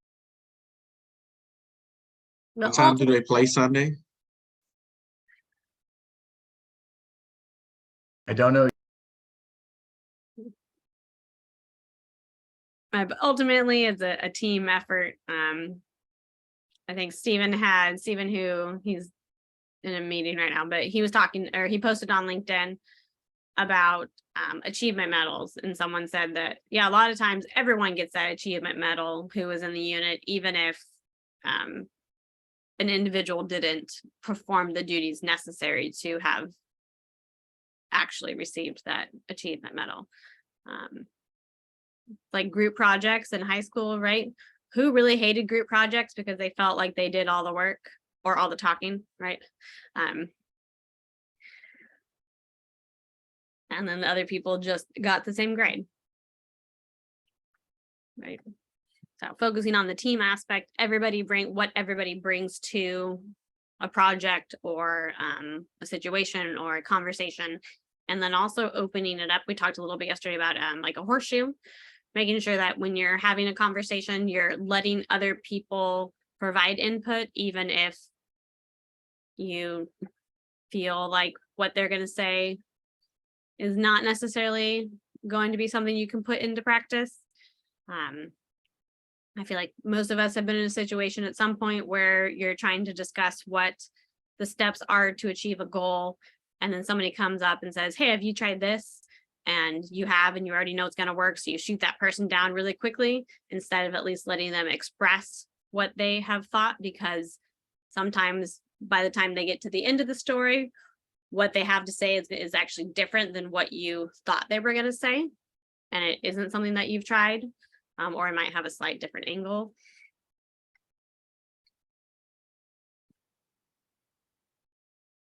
And that kind of brings us to the idea of assuming you know what the other person is thinking, or assuming you know what the other person, or expecting the other person to know what you are going to say. Is anybody a fan of the movie Frozen? I'm not either, so don't worry, we are. I'm going to mind read and assume that no one here is a fan of Frozen, because it took away the Maelstrom ride in Epcot. So there's that. The princess says that we finish each other's, and then the guy says sandwiches, or maybe it's backwards. Anyways, it is supposed to be we finish each other's sentences. No one finishes each other's sandwiches, but they just kind of were mind reading and expecting that the other person knew what they were thinking, and so they were able to complete it. Who has someone that they feel they usually know what they're thinking? That can be a spouse or friend or child. Sometimes we just think for people intentionally. Yeah. Has anyone had an instance where it doesn't work out because what you thought they were thinking turned out to be horrible? You were so wrong.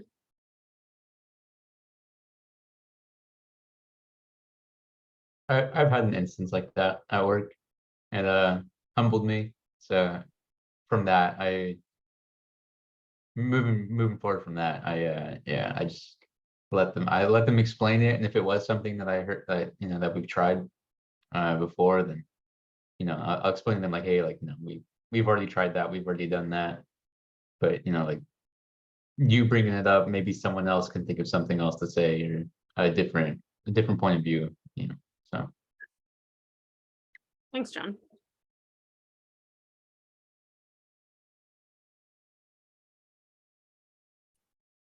I like to tell a story about when my husband and I were first married. So we've been married for over 17 years now, and he wanted to buy me a locket to put our wedding picture in. And I told him that I didn't need a locket. And he thought that I was just being just aware of how much money we were making at the time. And so he thought I was trying to be sweet and polite, but it's really because the one he had picked out was made of white gold and silver, and I knew I was going to have an allergic reaction. So he bought it for me anyways. And then I wore it, and then I had this huge rash. And he's like, I'm sorry, I thought you were just trying to be like kind because you didn't want us to spend the money on it. And I'm like, no, it's really because like I knew I was going to have a reaction, but I didn't want to sound stuck up telling him that I only wanted like a gold locket, because I knew that he would go and buy that gold locket, which we definitely couldn't afford. So we were both trying to kind of mind read the other person, and I still have that locket and it's really sweet, but I've never worn it past like that first initial time. I know it's kind of a sappy example, but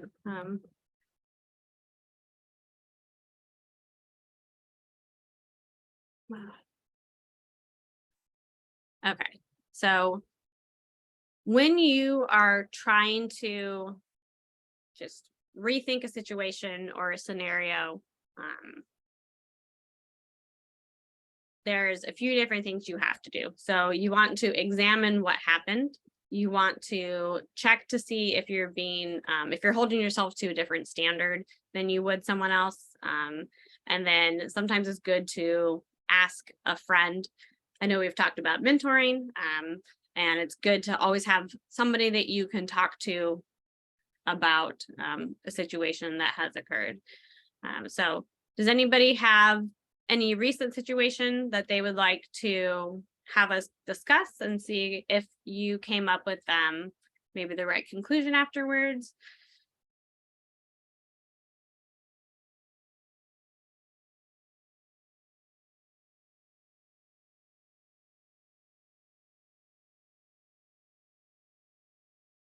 Sorry, what was the scenario? Does anyone want to come up with a scenario that we can that you don't feel you reacted appropriately, we can kind of go back, and it can be anything. It doesn't have to be anything serious, or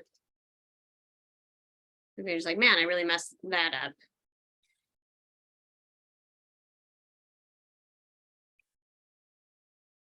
I seen one, like it was an international, kind of like an international film, when they was showing like this woman selling products on the side of the road in India, and like this guy bought something from her, and he didn't buy it, he just got it from her and didn't pay for it. And she was asking for the money. He said he'll bring it back to her, he'll give it to her and everything. Then he got on the bus and like left. And she ended up seeing him again and asked for the money, and he didn't give it to her. And he was like, "What you gonna do about it?" And he was messing with her, playing with her. Then he got on the bus and left. And didn't give him the money. And then the boss, like his friend, well, his boss, his future boss, was in front of him, like 2 seats ahead of him on the bus, watching it. The whole thing happened. And the guy who took the money from the girl, she ended up working for the guy that was sitting two seats in front of him. And the guy who stole from the girl went and tried to apply for the job. And the boss was the guy sitting 2 seats in front of him. And then he told him that he saw his actions and he didn't like it, you know, all that. And that he would not hire him. That is crazy. So, he definitely was in the wrong in that situation. That's crazy. Okay, so let's examine the evidence. So what played out? He received goods from someone and did not pay, correct, guys? Okay. I mean, the double standard there. There's no double standard. If you receive something, you should pay. I know in some cultures, in some places, they will try to hand you something and say, "Oh, no, it's okay. Just take it. It's free." And then someone else will come around and demand money. So knowing maybe some of the culture of where you are, knowing some of the sales tactics for different places. Right. Right. In this case, he could have asked somebody else that was on the bus with him, like, is it common practice for them to give you goods without receiving payment? Or what's the best way to handle this? That's a really good, man. I had not heard I'm glad the person did not get the job, but yeah, you never know if your future boss is sitting 2 rows in front of you, right?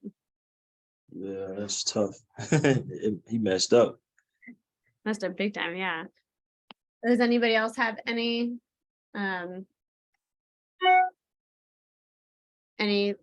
they would like to try and work through?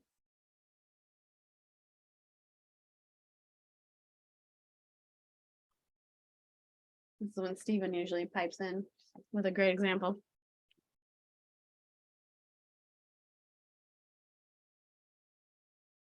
Okay, so Wendy, when your kids are playing baseball, have you helped them when they tell you that the umpire was calling them all balls, or they're only being thrown balls? Do you try to help them like examine what happened and then ask, like, what if if the other team, if your pitcher was throwing those same balls, like, what do you think the umpire would have done? Have you tried to help them think through that? Ish. Kind of, yeah.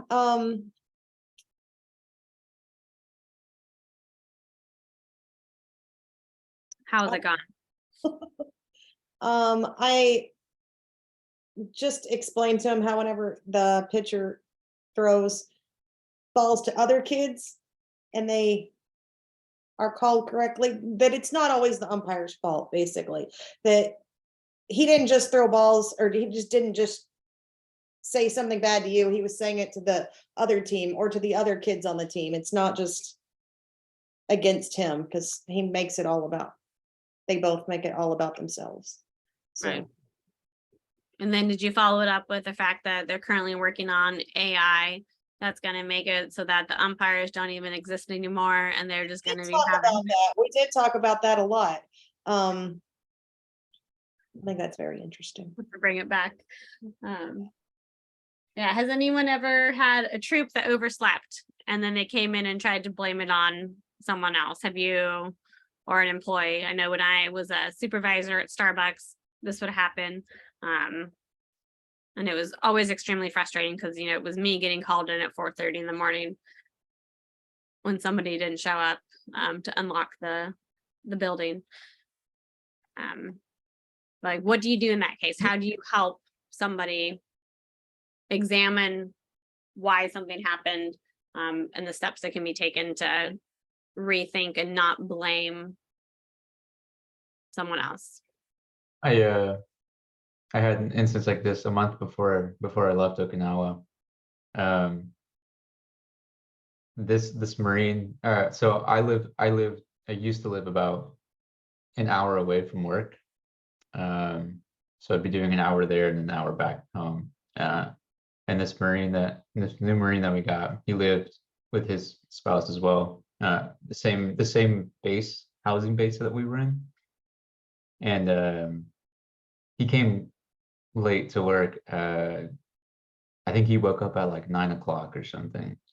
And he tried blaming it on, I don't even remember. I think he said he was like, he blamed it on something other than, and we asked him, like, what time did you, what time did you go to sleep? Like, are you sleeping? Like, were you just staying up playing games or something? Or like, like what'd you do? And he wasn't really giving like a straight answer. And like moving forward with that, we we gave him the paperwork because he didn't come into work until noon.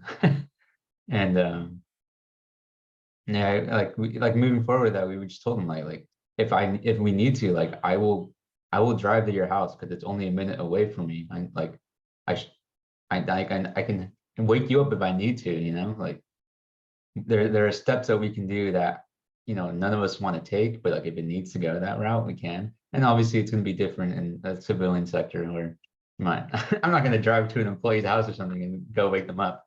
But in that instance, in the military, like if that's what needed to be done to make sure that he wakes up on time to go to work and not blame it on traffic or something else, because again, we live in the same place. I was never late for the 3 years that I was going, living an hour away, and he tries to blame it on traffic. Like, no, like, we live in the same place. We go to the same place for work. So things like that. I think we definitely have to talk amongst yourselves and then, with your group and kind of work out what to do next and how to move forward with that. So how do you think that Marine would view someone else coming in late? I mean, he wasn't a great person, and he tried to make a lot of excuses. So he would always blame it on traffic or something, or just say like, like, oh, hey, like government always takes a lot of my time. So, I'm just getting my end of it. It was the same thing if someone else was late. He would be like, hey, government took so much time from you. It's all right. Like, that's not how it works. Well, at least he didn't have a double standard, right? Yeah, no double standard, which, yeah. Yeah. And I'm not supposed to say at least, right? That's supposed to be out of our vocabulary. Yeah, yeah. You did not have a double standard. I don't know if that's a positive or a negative. Yeah. Yeah, that's interesting. And that can be such a hard situation because you have to try to show, like, as you're helping someone, rethink maybe their actions or their not beliefs, but their beliefs isn't the right word, but Like justifications almost. yeah, like it's hard because you want to make sure you're being empathetic to where they're coming from, and you're trying to understand the whole picture, knowing that they're not always telling us everything. I mean, traffic on Okinawa can be rough, but if you're making it to work, Yeah. So a hard one. Thanks for sharing.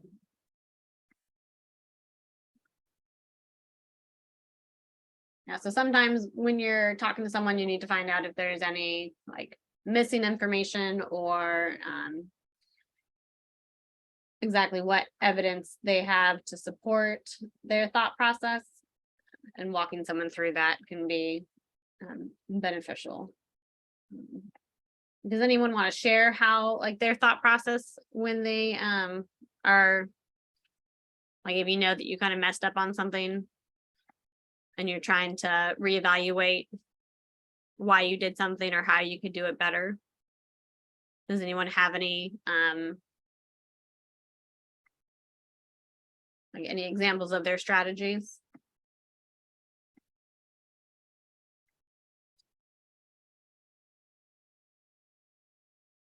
Like sometimes I'm quick to shut my kids down when they're telling me something because my daughter is very, very long-winded. She can watch like an hour and a half movie, but the recap of the movie is going to be 3 hours. She's that kind of person. So I have to just focus on looking at her face so that I don't like pick up my phone or start, cleaning the house or doing something else. So I have to continuously remind myself, like focus on the words that she is saying. And she doesn't let me get a word in, which I think is the hard part. So it's not a conversation, it's just her telling a story. But I know it's so important to her that I have to just continue to remind myself to be engaged in the conversation, even though, well, there's no back and forth. So it's definitely not a conversation, but so I have to just focus on looking at her in the eyes. And it's exhausting, but she's the best, but it's, so does anyone else have any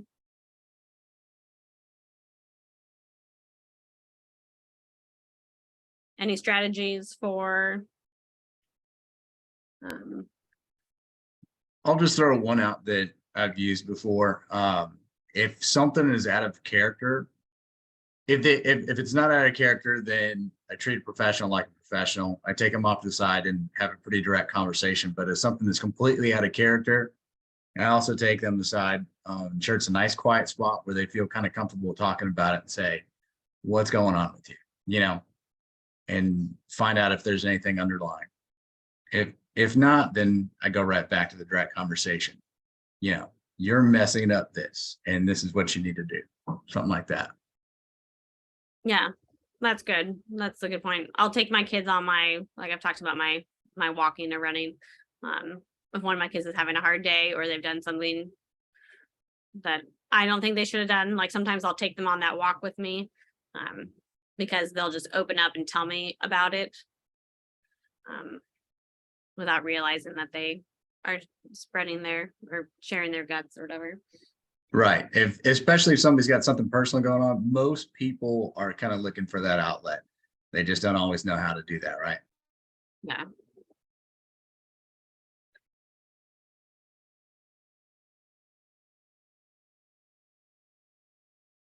Anyone else have any strategies for helping themselves reframe a situation or helping someone else reframe the situation? I think you kind of alluded to that earlier, Brenna.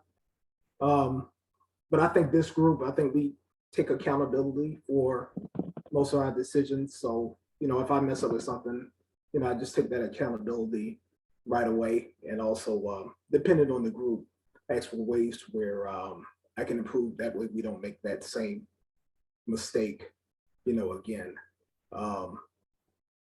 Dealing with younger people or younger troops, you want to sit down with them, or if they trust you, they will let you know what's going on. But if you haven't really established that trust yet, maybe they'll be apprehensive about it. But 9 times out of 10, there'll always be something underlying that's going on, and you just have to get to the root of it. Like you said with your kid, you just have to let her talk, and she'll let you know exactly what's going on.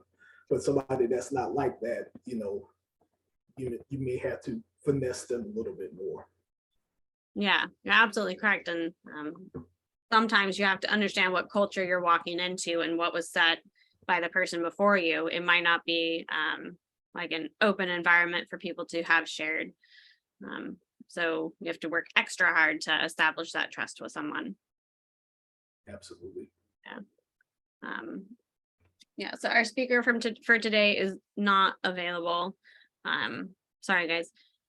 But then I also got a message from BT. He's asking if anybody in the sales cohort is interested in going to Connecticut. So if you're in the sales cohort and you want to move to Connecticut, please stay back.